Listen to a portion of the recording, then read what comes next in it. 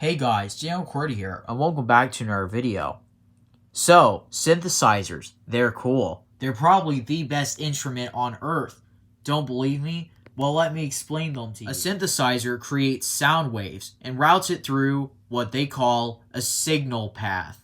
Let me explain it to you. So the first stage in this signal path is the oscillator. This is the device that creates the sound waves, which will be named based on what they would look like on an oscilloscope.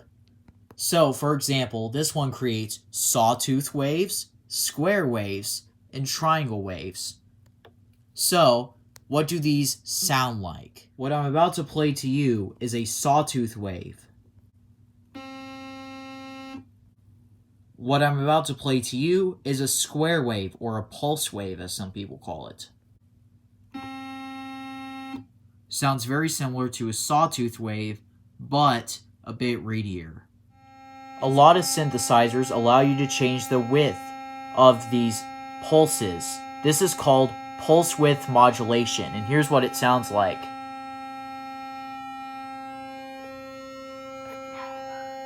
What I'm about to play to you now is a triangle wave. This one doesn't have it immediately available, but another common waveform found on synthesizers is called a sine wave. Here's what it sounds like. Technically not a waveform, but another common feature available on synthesizers is white noise. This is exactly what you see on your TV when you have no channel. After you create the waveforms, it goes to what's called a filter. This removes certain parts of the waveform. You might hear of a low-pass filter, you might hear of a high-pass filter. Here's what they do. Right now, I have a sawtooth wave playing and a sine wave playing at a lower pitch. Using a low-pass filter, I could remove the higher-pitched sawtooth and reveal the lower-pitched bass sounds.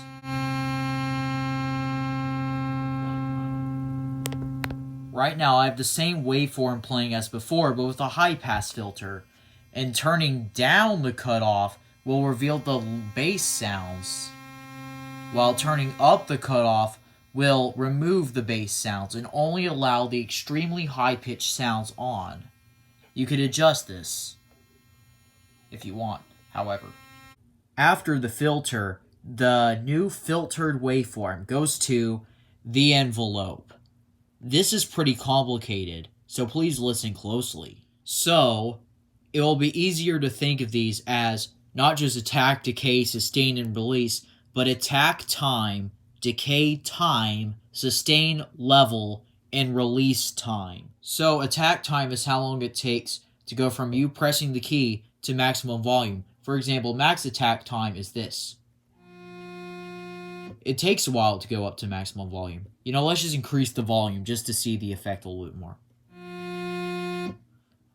However, if you turn down the attack time, it takes less time to get up there. And if you turn it to almost non-zero levels, or almost zero levels, it's very quick. And then at 0, it's instant.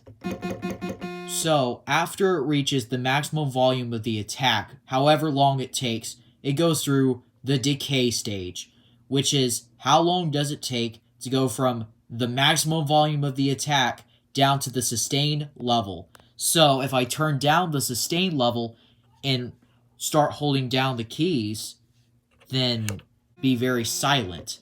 It will fall down to this level and stay there until I let go. So with maximum decay, it actually takes a while, but with less decay, it's quicker.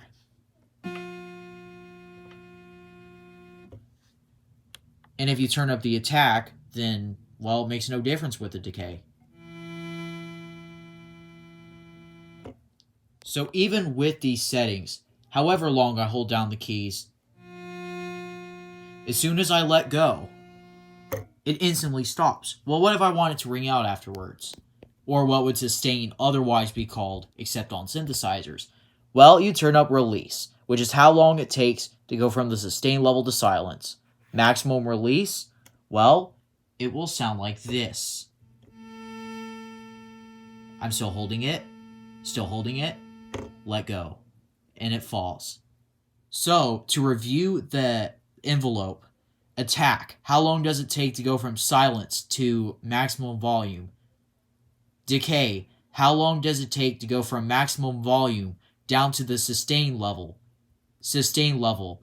What volume should it be after the decay time, pretty much? Release. How long will it take to go from the sustain level to silence? It's very complicated, but it's very nice to know what it is. If you still don't understand, watch another person's video, because I'm pretty bad at explaining complicated things. Anyways, for a basic synthesizer, that's it. However, on modern synthesizers, there's another part. The LFO, or the low frequency oscillator. So, the LFO is in fact an oscillator, and it does create sound waves. However, it's not meant to be the same fashion of oscillator as the main oscillator.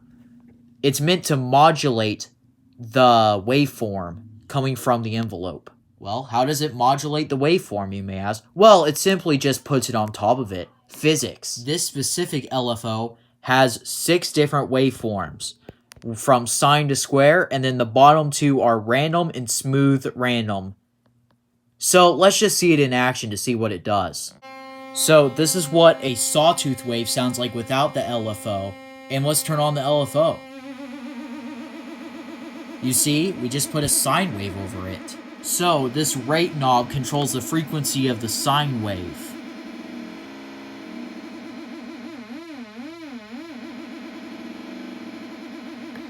And then this controls the waveform, so we can change it to triangle.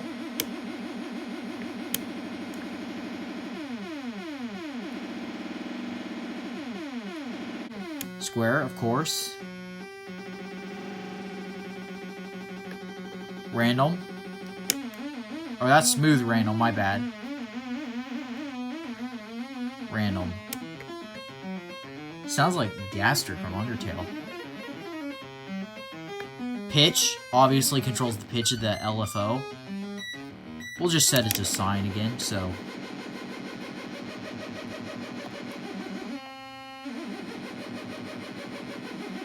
And then when you set to 0, it turns off.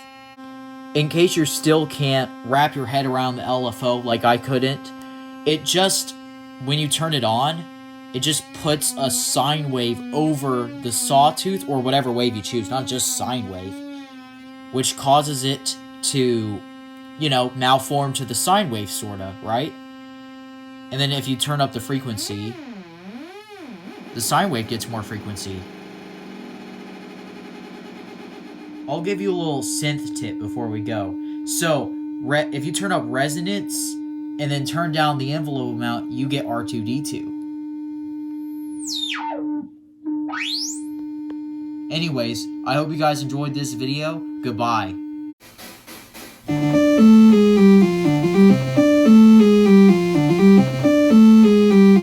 Let me give you a little synth tip before we go. So, if you turn up resonance,